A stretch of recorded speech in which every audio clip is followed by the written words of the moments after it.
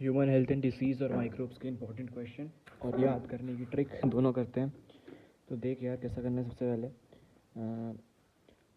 पहला क्वेश्चन तो ये है, ये आया हुआ भी है एड्स और HIV का, पर इससे ज़्यादा इंपॉर्टेंट बात ये है कि इसमें से कोई भी आ सकता है तुम्हारे ऑब्जेक्टिव्स में, फिर वन वर्ड में, ठीक है। तो माल्ट का याद रखना, म्यूकोसल एसोसिएटेड लिम्फोइडल टिश्यू म्यूस, ठीक है।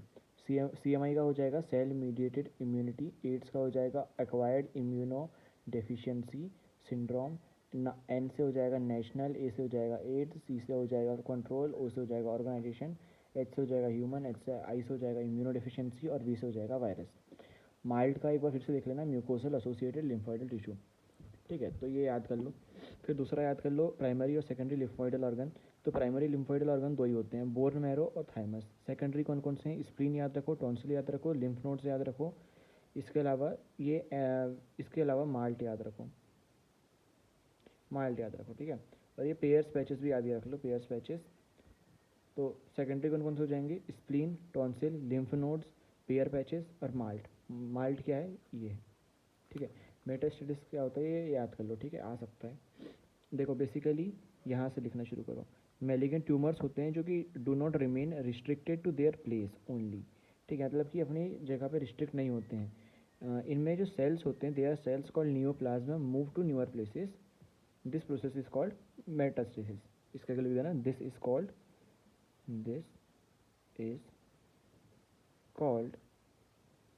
मेटास्टेसिस।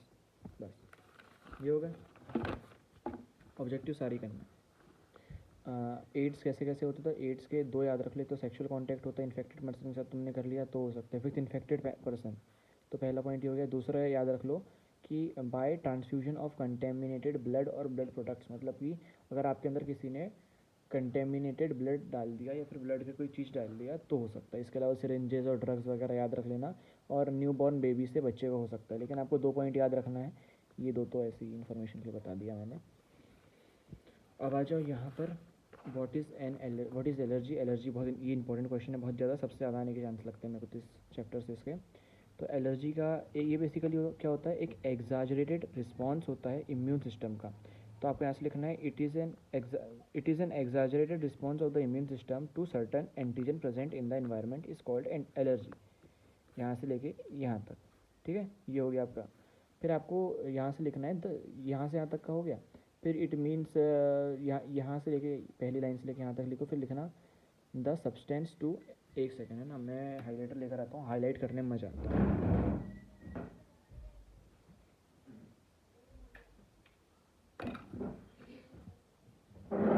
तो पहली बात तो ये हो गया कि एक एग्जाजरेटेड रिस्पॉन्स होता है इम्यून सिस्टम का सर्टन एंटीजन्स के प्रति जो कि इन्वायरमेंट में प्रेजेंट होते हैं, इसे एलर्जी कहते हैं। ये हो गया, ठीक है। अब इसके बाद आपको लिखना है the substance which which such an immune response is produced are called allergens. बस दो चीज़ लिखना है, और इसके एग्जाम्पल के हो जाएंगे डस्ट और पॉलन। पहली लाइन में समझाएं एलर्जी क्या होती है। तो एक एग्जाजरेटेड मतलब होता है बढ़ा चढ़ा के कोई रिस्पॉन्स आ गया किसी एंटीजन के प्रति जो कि इन्वायरमेंट में मिलते हैं, उसे एलर्जी कहते हैं। दूसरा लाइन में क्या बता रहा है कि जो एलर्जी कराने वाले पार्टिकल्स होते हैं, चीज़ें होती हैं, उन्हें अपन एलर्जेंस कहते हैं, ठीक है। एलर्जेंस के एग्जाम्पल होते हैं डस्ट और पॉलन, ठीक है, हो गया। इसके बाद क्या है, नेम एनी टू एंटीबायोटिक। तो पेनिसिलिन सबको याद रहता है, पेनिसिलिन के आगे याद रख लो एम्पीसिलिन या फिर टेट्रासिलिन, दो याद रख लो, सब सिलिन सिलिन है याद रखना। एम्पीसिलिन, एम्पीसिलिन, पेनिसिलिन, टेट्रासिलिन, ऐसे सिलिन सिलिन, पेनिसिलिन, टेट्रासिलिन, एम्पीसिलिन। चलो यहाँ पे आ जाओ। What do you mean by malaria? ये सब देखो आने के चांस मेरे को तो कम लगते हैं, पर फिर भी देख लो। अमियोबाइसिस क्या होता है? अमियोबाइसिस बेसिकली एक वाटर ब्रोन डिसीज़ होती है, और जो कि खाने कंटेमिनेटेड फूड और वाटर से फैलती है।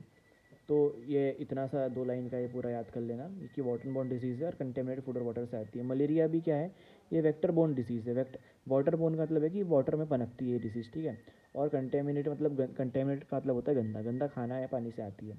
मलेरिया जो है एक वेक्टर बॉर्न है। वेक्टर बॉर्न मतलब इसको कोई ट्रांसफर करने वाला कुछ ना कुछ होता है। और ये किससे ट्रांसफ़र होती है? तो एमीफिलस मस्कीटो से, फीमेल एनीफिलस मस्कीटो से, ठीक है, ये याद रख लेना। इसके अलावा तुम एस्केरिसिस याद कर लेना। एस्केरिसिस जो होता है वो भी कंजप्शन ऑफ कंटेमिनेटेड फूड से आता है, मतलब अगर आपने गंदा खाना खा लिया उससे आता है। इसमें जो एग होते हैं एस्केरिसिस के, वो आपके फीकल ओरल रूट से आपके अंदर जाते हैं और आपको इन्फेक्ट कर देते हैं। निमोनिया में क्या होता है, निमोनिया आपकी रेस्पिरेटरी डिजीज़ है, रेस्पिरेटरी सिस्टम को इफेक्ट करती है और बेसिकली ये ड्रॉपलेट वगैरह से आती है।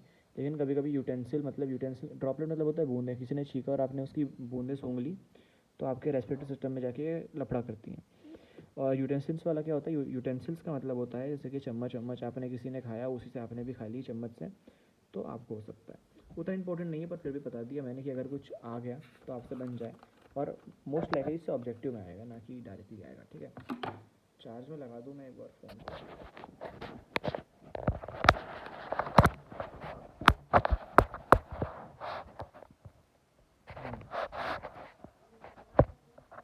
क्या मैं कट नहीं करना चाहता, वरना पूरा फिर से रिकॉर्ड करना पड़ेगा, क्योंकि मेरे को एडिट नहीं करना, एडिट करने में बहुत समय जाता है। फिर आ जाओ तुम कहाँ पे, नॉर्मल सेल और कैंसरस सेल में अंतर देख लो। तो नॉर्मल सेल जो रहते हैं उनमें डिफ्रेंशिएशन होता है, तो differentiation can be seen in normal sales. अब देखो, जब भी तुम अंतराल देखते हो तो बस नॉट लगाना रहता है हर चीज़ में। डिफ्रेंशिएशन इस सीन एंड नॉट इस सीन, इसके इज़ या फिर आर के बाद में देखो जितने भी डिफरेंस वाले हैं इसमें इज़ या फिर आर के बाद में तुम क्या लगा देना, नॉट लगा दोगे तो उसका दूसरा वाला बन जाएगा। अगर नॉर्मल सेल का याद करो, कैंसरस सेल का भी बनाते हैं। Differentiation is seen in normal cell, तुमको ये लगा देना डिफ्रेंशिएशन इज, इसके बाद में नॉट लगा दोगे तो कैंसरस सेल बन जाएगा। इज़ नॉट सीन, इसमें डिफ्रेंशिएशन होता है, इसमें नहीं होता है। The nucleus of this cell is normal. ठीक है, इन सेल का जो न्यूक्लियस होता है वो नॉर्मल होता है। अभी देखो इसमें तो इज़ नॉट नॉर्मल लिख सकते हो, या तो उससे अच्छा कौन सा शब्द है, एब नॉर्मल, तो इसमें लिख देना the nucleus of cancerous cell is abnormal, बस। फिर तीसरा पॉइंट याद रख लेना कि जो नॉर्मल सेल होते हैं इसमें मेटास्टेसिस इज़ अब्सेंट, इसमें याद रख लेना जनरली शो मेटास्टेसिस। ठीक है, ये ट्रिक याद रखना है, इज़ और आर के बाद में नॉट। अगर याद ही ना आए तुम्हें तो जो भी इज़ वाली लाइन है, जो भी इज़ वाला शब्द है, जैसे मान लो तुम्हें नॉर्मल सेल का याद है लेकिन तुम्हें कैंसरस सेल का पॉइंट याद ही नहीं आ रहा है कि इसके बाजू में कौन सा पॉइंट आएगा, तो बेसिकली इसी जो तुम्हारा नॉर्मल सेल वाला है, एग्जांपल बता रहा हूँ, नॉर्मल सेल के बजाय कुछ भी हो सकता है, एक्स और वाई भी हो सकता है, तो यहाँ पे इज़ के बाद में या फिर आर के बाद में नॉट लगा के वो सेम सेंटेंस से लगा दोगे तो भी नंबर मिल जाते हैं, पर अच्छा नहीं लगता टीचर को, तो वो है। Water the prevention would you take to prevent water borne disease. Water borne disease जो होती हैं जो वाटर में पनपती हैं, ऐसी डिजीज से बचने के लिए तुम क्या करोगे, तो याद रखना कि जो पब्लिक सोर्सेज ऑफ वाटर रहते हैं उनको कंटेमिनेशन फ्री करेंगे, तो ये पहला पॉइंट लिख देना। और अरे यार, ये पहला पॉइंट लिख देना, और दूसरा पॉइंट लिख दो तुम, कौन सा,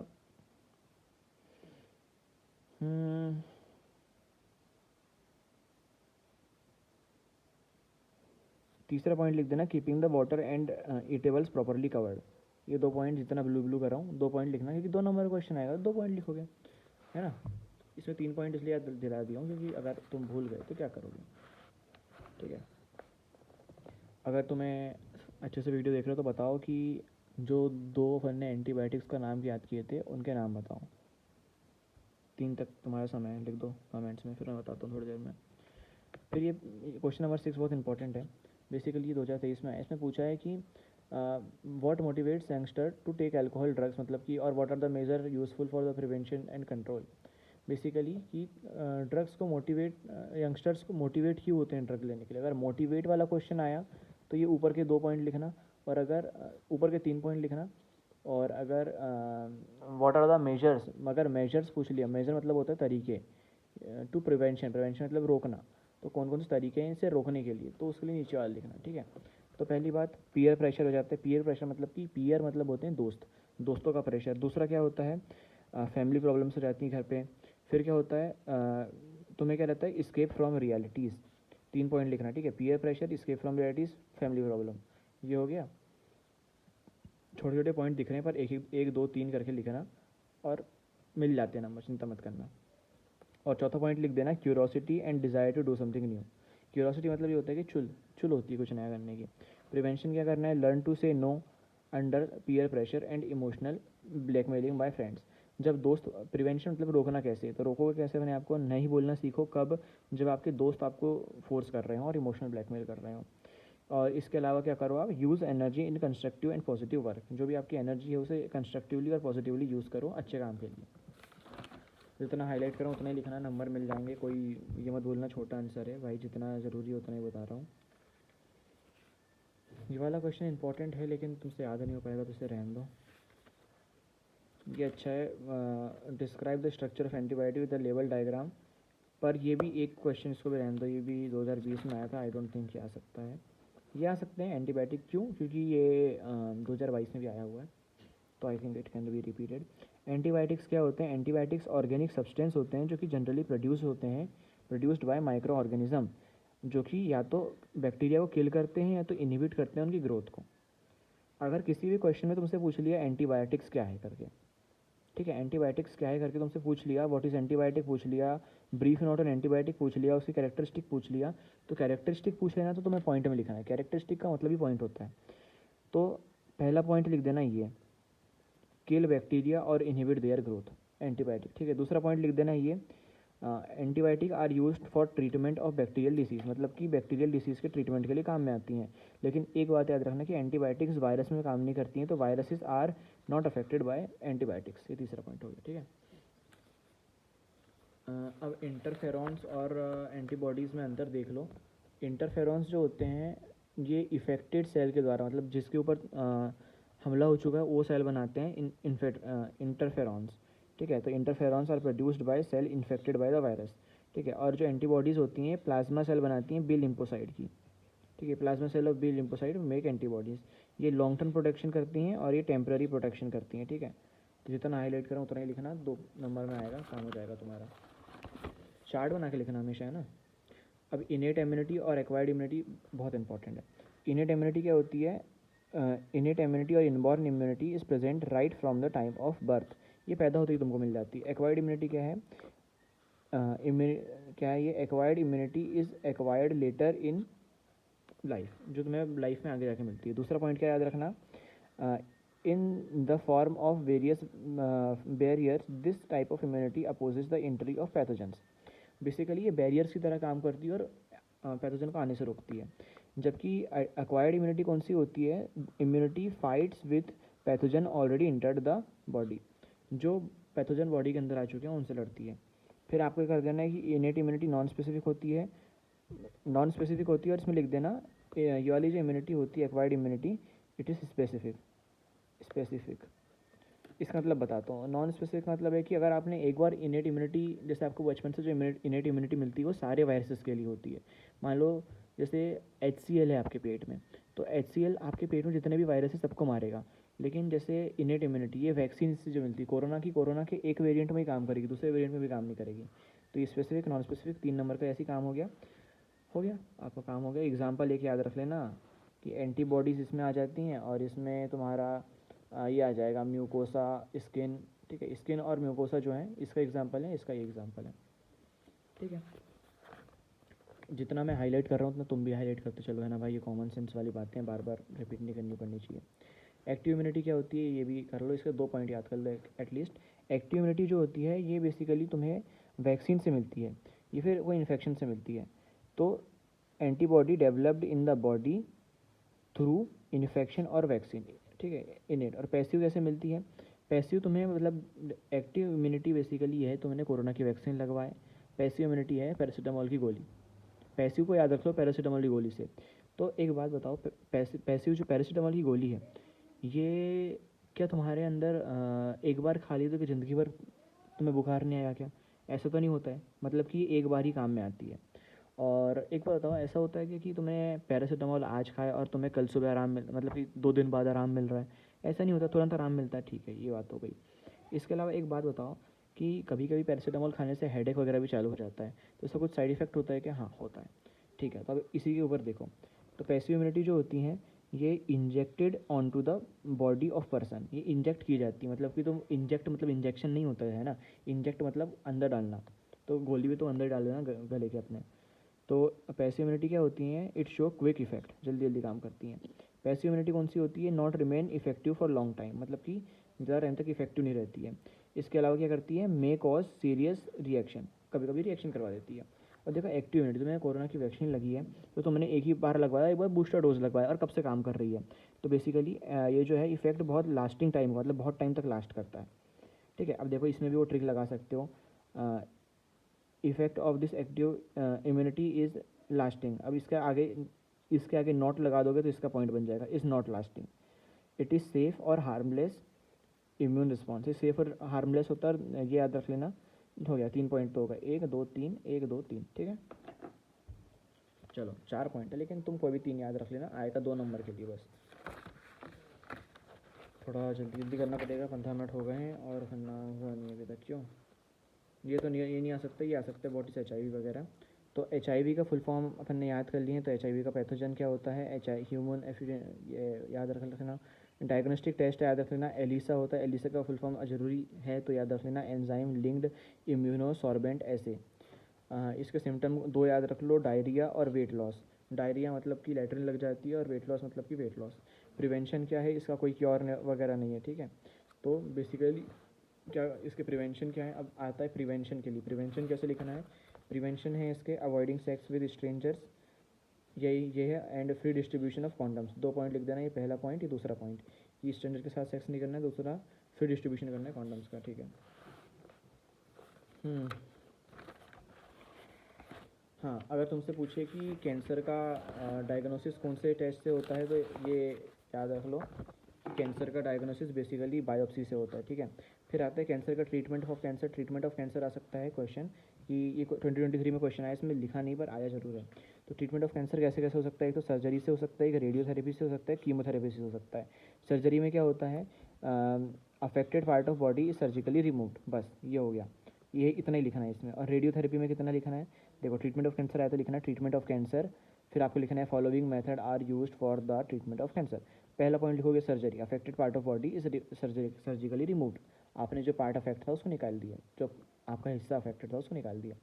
रेडियोथेरेपी में क्या करें आपने, cancer cells are targeted and killed और डिस्ट्रॉयड बाय एक्सरेज। बेसिकली जो रेडियोथेरेपी में क्या होता है, आप एक्सरेज को भेजते हो कैंसर सेल्स को और उन्हें निपटा देते हो। कीमोथेरेपी में क्या होता है, some chemicals are use to destroy और inhibit the growth of cancerous cell. इसमें बेसिकली केमिकल्स का यूज़ करते हैं कैंसरस सेल्स को मारने के लिए, ठीक है, ख़त्म।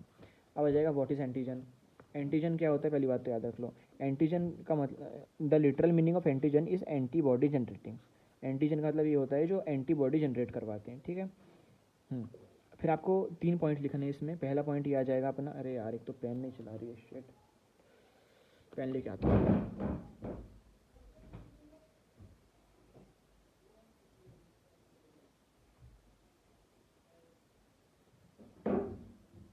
हाँ, तो पहला पॉइंट ये हो जाएगा, chemically antigen are mainly protein and glycoprotein. पहला पॉइंट ये लिख देना, ठीक है, पहला पॉइंट हो गया।